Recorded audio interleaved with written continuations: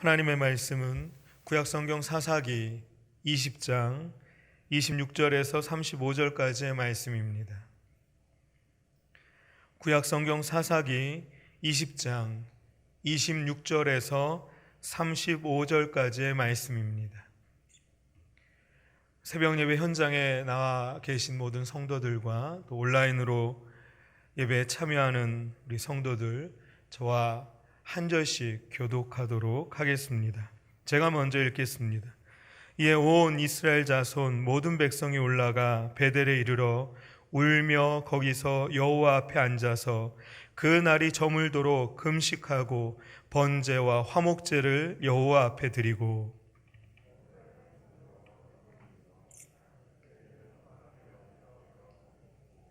아론의 손자인 엘라살의 아들 비느하스가 그 앞에 모시고 섰더라. 이스라엘 자손들이 여쭈기를 우리가 다시 나아가 내 형제 베냐민 자손과 싸우리이까 말리이까 하니 여호와께서 이르시되 올라가라, 내일은 내가 그를 내 손에 넘겨주리라 하시는지라. 이스라엘 자손이 셋째 날에 베냐민 자손을 치러 올라가서 전과 같이 기브아에 맞서 전열을 갖추매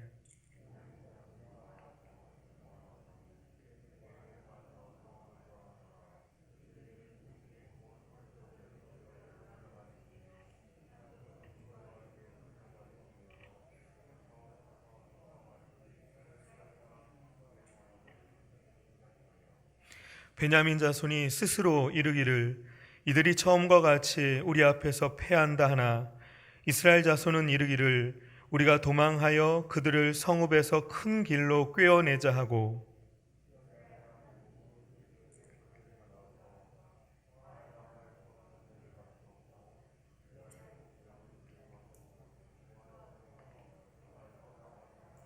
온 이스라엘 사람 중에서 택한 사람 10,000명이 기브아 이르러 치매 싸움이 치열하나 베냐민 사람은 화가 자기에게 미친 줄을 알지 못하였더라. 함께요.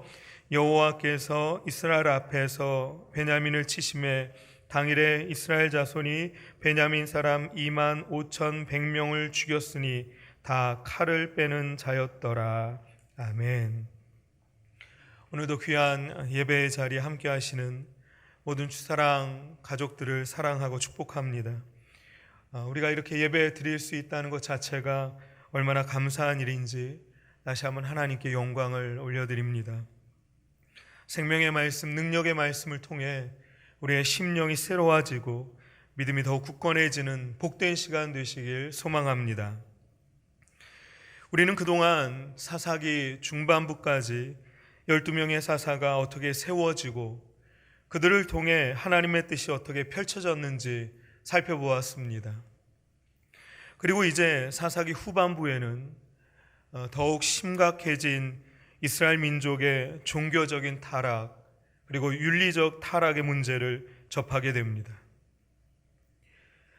보통 우리는 미가 집안의 그 제사장 세우는 문제를 종교적인 타락이라고 보고 있어요. 사사기 후반부에 나오는 그 미가 집안의 제사장을 세우는 그 문제가 종교적으로 타락한 그러한 부분임을 우리가 이미 살펴보았고요. 그리고 지금 살펴보고 있는 부분은 레위인의 첩이 유린당하는 문제로 인해 촉발된 이스라엘과 베냐민 지파의 전쟁, 이것이 바로 윤리적인 타락이라고 보고 있습니다. 그러나 사실 이 모든 문제는 한 가지 이유 때문에 발생이 되었는데요. 그것은 이스라엘 민족이 하나님과 멀어졌기 때문입니다. 종교적인 타락도, 윤리적인 타락도, 이 땅의 그 모든 인생의 문제들은 하나님과 멀어졌기 때문에 발생하는 것입니다. 하나님과의 관계가 멀어지면 종교적으로도 타락할 수밖에 없고 윤리적으로도 타락할 수밖에 없습니다. 하나님과 멀어지니까 잘 돼도 문제고 잘 안 돼도 문제입니다. 하나님과 멀어지면 겉으로 봤을 때는 잘 되는 것 같지만 그것이 결국에는 문제가 되고 겉으로 봤을 때 잘 안 되는 것처럼 보여지는데 결국에는 그것이 더 큰 문제가 되고 마는 것입니다. 그러나 반대로 우리가 하나님과 가까워지면 잘 되면 더 좋고 잘 안 되더라도 그리 크게 걱정할 문제가 아닌 것입니다. 지금 이스라엘 민족은 베냐민 지파와 전쟁을 벌이고 있는데 객관적으로 보면 당연히 이스라엘 민족이 이겨야 하는 전쟁입니다. 이스라엘의 군사는 40명이에요. 40만 명입니다. 작은 숫자가 아니죠. 거기에 비해서 베냐민 지파의 군사는 2만 6천 명입니다. 그리고 조금 더 특별히 훈련된, 엄선된 그러한 군사들이 또 7천 명이 있다고 성경이 소개되고 있습니다. 40만 명 대 3만 명 정도. 그러니까 객관적인 전력을 보면 당연히 이스라엘 민족이 이겨야 하는 전쟁입니다. 그런데 막상 뚜껑을 열어보니까 정반대의 결과였습니다. 두 번 전쟁에서 모두 이스라엘 군사들이 베냐민 지파에게 참패를 당하게 됩니다. 이스라엘 민족으로서는 너무나도 당황스러운 결과가 아닐 수 없습니다. 여러분, 우리도 살다 보면 이런 비슷한 경험들을 하게 되지 않습니까? 충분히 명분도 있습니다. 그리고 객관적인 상황도 그리 나쁘지 않습니다.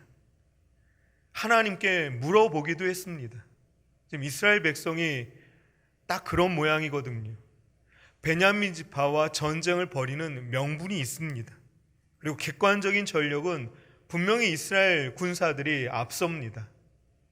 그리고 신앙적으로도 하나님께 물어보기는 했어요. 2번이나. 그런데 전혀 예상치 못한 결과가 나온 것입니다. 얼마나 낙심이 되고 얼마나 당황스럽겠습니까?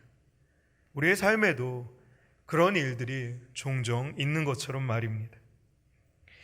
여러분, 그런데 이스라엘 백성들이 이러한 상황에서 어떻게 이 문제를 풀어가는지 우리 26절을 함께 읽어보겠습니다.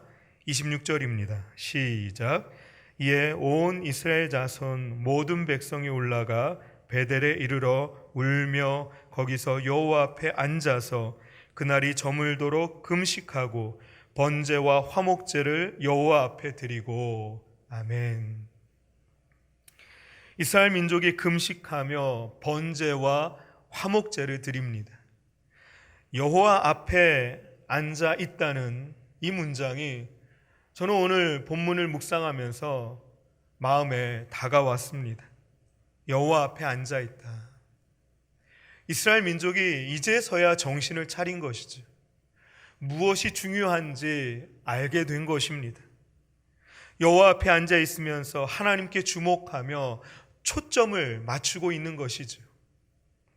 그동안 자신들이 무엇을 놓치고 있었는지 알게 된 이스라엘 민족은 이 문제를 풀어가기 위해 어디서부터 시작해야 되는지 정확하게 이 모든 상황을 파악하게 된 것입니다. 그렇습니다. 이스라엘 민족이 이 절망스러운 상황, 낙심되는 상황에서 붙잡은 것은 다름 아닌 예배였습니다. 여호와 앞에 앉아 있는 것, 그것이 바로 예배 아니겠습니까? 여러분, 이것은 우리에게 시사하는 바가 굉장히 큽니다. 우리가 인생의 문제를 만날 때 그것을 여호와 앞에 앉아 있는 기회로 삼아야 합니다. 우리가 인생의 문제로 인해 한치 앞을 내다볼 수 없는 그 답답한 상황에서 예배를 회복해야 하는 것입니다. 하나님 만나는 기회로 삼아야 되는 것이죠. 인생의 수많은 문제는 인생에서 우리가 만나게 되는 내가 해결할 수 없는 그 수많은 문제는 예배를 사모해야 하는, 예배를 회복해야 하는 수많은 이유가 된다는 것을 여러분 반드시 기억하시기 바랍니다. 마리아와 마르다 자매와의 일화를 여러분 알고 계시지 않습니까? 마르다가 예수님을 자신의 집에 초대했습니다. 그리고는 음식을 장만하느라 이리저리 바쁘게 뛰어다닙니다. 그런데 자기 동생 마리아는 글쎄 예수님 발치에 가까이 앉아서 예수님 말씀만 듣고 있는 거예요. 순간 마르다가 화가 났죠. 그리고는 다짜고짜 예수님께 나아가 지금 내가 이렇게 바쁜 것을 보고 계시지 않습니까? 내 동생 마리아에게 언니인 나를 도와주라고 왜 말씀하시지 않습니까? 그렇게 예수님을 타박하기에 이르게 되는 것입니다. 그러자 예수님이 마르다에게 뭐라고 말씀하십니까? 마르다야, 마르다야, 네가 많은 일로 염려하고 근심하고 있지만 몇 가지만 하든지 한 가지만이라도 족하니라. 그 한 가지가 바로 주님 앞에 앉아 있는 것, 예배를 의미하지 않습니까? 그러면서 마르다에게 네 동생 마리아는 이 좋은 편을 택하였으니 빼앗기지 않을 것이다 라고 말씀해 주셨습니다. 누가복음 그 예수님 발치에 앉아있는 마리아의 모습이 바로 오늘 본문에 여호와 앞에 앉아있는 이스라엘 민족의 모습과 일치하는 것 같습니다. 내 마음이 하나님께 향해야 합니다. 내 몸이 하나님께 집중해야 합니다. 내 생각이 하나님으로 가득해야 합니다. 금식을 할 정도의 간절함과 또 번제와 화목제를 드리는 정성으로 하나님께 향할 때 비로소 하나님과의 관계가 회복되면서 그것이 우리 인생의 문제에 해결하는 실마리가 된다는 것을 우리가 잊어서는 안 되겠습니다. 이제 예배를 통해 겸손해진 이스라엘 민족이 하나님께 다시 한번 여쭈어 보죠. 그랬더니 하나님께서는 올라가라, 전쟁을 벌여라 라는 의미입니다. 내일은 내가 그를 너의 손에 넘겨주겠다. 승리를 약속해 주시는 말씀입니다. 물론 그 전에도 이스라엘 백성이 하나님께 여쭤보기는 했었습니다. 그런데 그때는 이스라엘이 자신의 힘과 능력을 의지하는 교만함이 있었고 또 더 중요한 것은 하나님께서 승리케 해주시겠다는 약속을 해주시지 않았어요. 그럼에도 불구하고 자기가 듣고 싶은 대로만 들었던 이스라엘 민족은 큰 실수를 범하고 말았던 것이죠. 사랑하는 여러분, 어떠한 상황에서도 예배를 포기하시지 않기를 바랍니다. 예배를 삶의 우선순위에 둘 수 있기를 바랍니다. 예배를 선택하는 인생이 복된 인생이 되고 승리하는 인생이라는 것을 기억하면서 주님께 가까이 나아가는 저와 여러분 되시기를 바랍니다. 이제 이 승리의 약속을 들은 이스라엘 민족이 베냐민 지파와 다시 전쟁을 벌이게 되는데요. 결국 이번에는 이스라엘 민족이 베냐민 지파에게 승리를 쟁취하게 됩니다. 처음에는 베냐민 지파가 이기는 것처럼 보여졌어요. 그러나 그것은 베냐민 지파의 착각이었습니다. 이스라엘의 매복 작전이었던 것이죠. 전쟁의 결과는 베냐민 군사 2,500명이 죽게 되고 말았습니다. 이번에 완전히 베냐민 지파가 참패를 당하게 됐죠. 여러분, 이번에 베냐민 지파가 이렇게 지게 된 것은 객관적인 전력의 차이 때문이었을까요? 아니면 치밀한 작전이 부족했기 때문이었습니까? 아니요, 그렇지 않습니다. 베냐민 지파가 이번 전쟁에서 지게 된 이유를 32절에서 엿볼 수 있습니다. 우리 함께 32절을 읽어보겠습니다. 시작. 베냐민 자손이 스스로 이르기를 이들이 처음과 같이 우리 앞에서 패한다 하나 이스라엘 자손은 이르기를 우리가 도망하여 그들을 성읍에서 큰 길로 꿰어내자 하고. 베냐민 자손이 스스로 이르기를 이렇게 되어 있습니다. 이스라엘 군사들이 도망가고 있는 것을 보면서 자신들이 전에처럼 승리할 것이라고 베냐민 지파는 스스로 속고 있었던 것입니다. 착각에 불과한 안타까운 모습이 아닐 수 없습니다. 스스로 이르기를, 여러분 이것을 주의해야 합니다.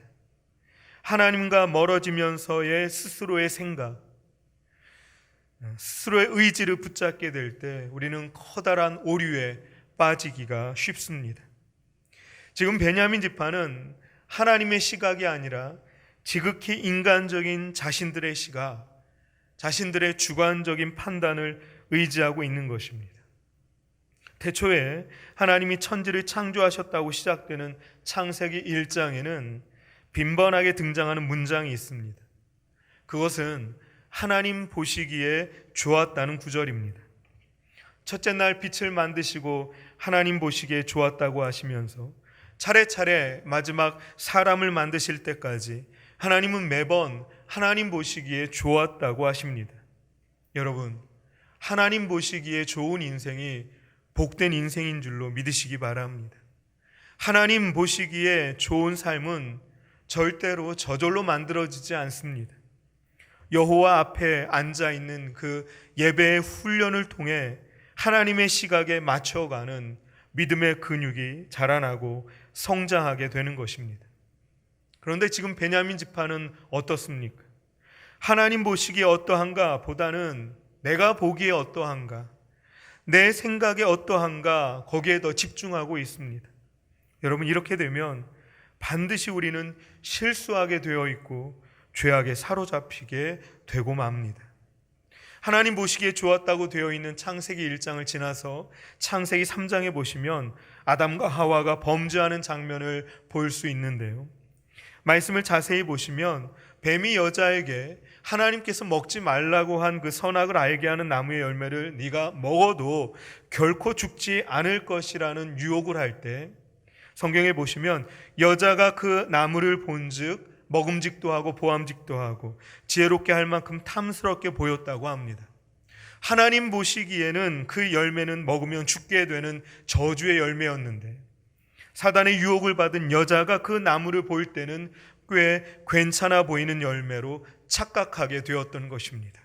사랑하는 여러분, 우리는 현실을 직시하지 못하게 하는 이 스스로의 생각을 늘 조심해야 합니다. 내 마음대로 사는 것이 바로 죄와 연결이 된다는 것을 늘 기억해야 합니다. 죄에 오염된 인간이 자기 마음대로 생각하고 선택하고 스스로의 생각에 집중하게 될 때 그 모든 모습은 죄의 악취와 사망의 어둠으로 가득 찰 뿐입니다. 여러분, 우리가 스스로의 생각에 빠지지 않을 수 있는 비결은 무엇일까요? 오늘 말씀 초반부에 알려드렸던 것처럼 여호와 앞에 앉아 있는 것입니다. 지금 여러분처럼 말이죠. 여호와 앞에 앉아 있을 때 우리는 스스로의 생각을 제어할 수 있고 컨트롤할 수 있게 되는 것입니다. 그래야 우리의 믿음이 올바로 세워질 수 있게 되는 것이죠.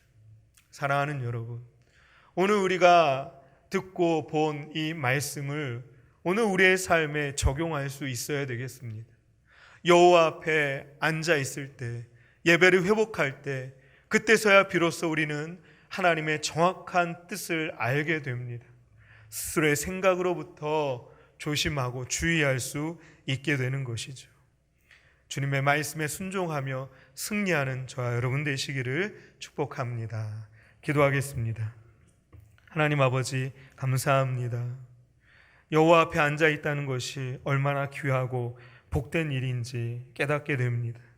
무엇보다도 예배를 회복하게 하시고 예배의 우선순위를 둘 수 있는 우리 모두가 되게 하여 주시옵소서. 스스로의 생각에 빠지게 되면 하나님과 멀어지게 됩니다. 하나님의 뜻과 상관없는 삶을 살아가게 됩니다. 그것이 얼마나 미련하고 그것이 얼마나 위험한지 우리가 오늘 말씀을 통해 깨닫게 되었사오니 주님의 말씀에 순종하며 승리할 수 있는 우리 모두가 되게 하여 주옵소서. 사랑하는 담임 목사님, 영육간의 강건함으로 붙들어 주시며 교회를 잘 이끌고 나아갈 수 있도록 성령으로 충만케 하여 주옵소서.